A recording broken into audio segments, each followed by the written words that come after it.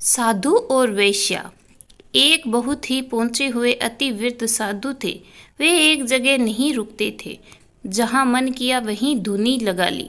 वह घूमते घूमते एक नगर में पहुंचे। एक छायादार पेड़ के नीचे उन्होंने अपनी धुनी जमा ली। साधु की धुनी के सामने ही एक वेश्या का निवास था।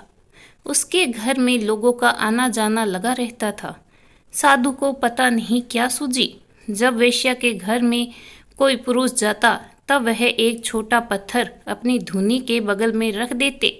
इस तरह कुछ ही समय में पत्थरों का ढेर लग गया। एक दिन घर से बाहर निकलती हुई वेश्या को साधु ने टोका और अपने पास बुलाकर कहा, पापिन, देख अपने बुरे कर्मों का ये पहाड़। अरे दुष्ट, तूने इतने पुरुषों को भ्रष्ट किया है। जितने इस ढेर में पत्थर है, तू तो नरक की भोगी होगी। वेश्या भय से कांपते हुए रोने लगी। साधु के सामने पृथ्वी पर सिर रगड़कर गिड़गिड़ाते हुए बोली, महाराज, मेरे पापों से उद्धार का मार्ग बताइए। मैं अक्षत उसका पालन करूंगी। साधु अत्यंत क्रोधित स्वर में बोले, तेरा उद्धार तो हो ही नहीं सकता। यहाँ से अभी चली जा। तेरा मुख देखने के कारण मुझे आज उपवास करके प्रायश्चित करना पड़ेगा। वेश्या दुखित हृदय के साथ वहां से चली गई।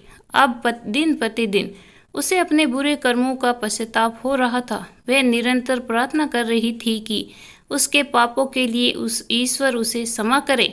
इसी पश्चाताप में एक दिन उसके प्राण निकल गए। उसी समय साधु की आयु भी पूरी हो रही थी। उन्होंने देखा कि हाथ में पास लिए यमदूत उसके पास आ खड़े हुए। साधु ने डांट कर पूछा, कौन हो तुम सब यहाँ क्यों आए हो? यमदूतों ने कहा, हम तो धर्मराज के दूत हैं, आपको लेने आए हैं। आपके प्रस्थान का समय हो गया है। साधु ने पूछा, तुम मुझे कहाँ लेकर जा रहे हो? यमदूतों ने कहा कि वह साधु को नरक ले जाने के लिए आए हैं। वहाँ उनके कर्मों का हिसाब किताब होगा।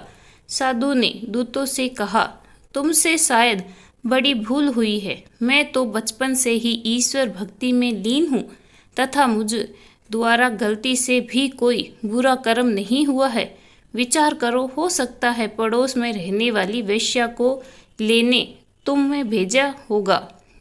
दूत बोले, हमसे कोई भूल नहीं हुई। वह वेश्या तो पहले ही वैकुंठ पहुँच चुकी है। आपने बहुत तपस्या की है, परंतु वेश्या के पापों की गिनती करते हुए आप निरंतर पाप चिंतन ही तो किया करते थे, और इसी मृत्यु काल में भी आप पाप चिंतन ही तो कर रहे थे। अतः आपको अब नरक की तरफ ही प्रस्थान करना है।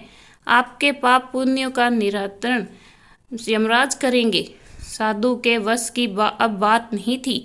उन्हें यमदूत ने अपने पास में बांध ले गए। अतः मित्रों, हमें इस कहानी से ये शिक्षा मिलती है कि दूसरों की हमेशा बुराई नहीं तलाशनी चाहिए, अतः अपने आप पर ध्यान देना चाहिए। यदि कुछ बुराई दिखती भी है तो सामने वाले को शुभ मार्ग में लाने का प्रयास अवश्य करना चाहिए। इस कहानी के बारे में आपकी क्या राय है, कमेंट करके ज़रूर बताइएगा। कहानी अच्छी लगी हो तो प्लीज़ लाइक शेयर ज़रूर करें। ऐसी कहानियाँ और सुनना चाहते हो तो चैनल को सब्सक्राइब करना बिल्कुल भी ना भूलें। धन्यवाद।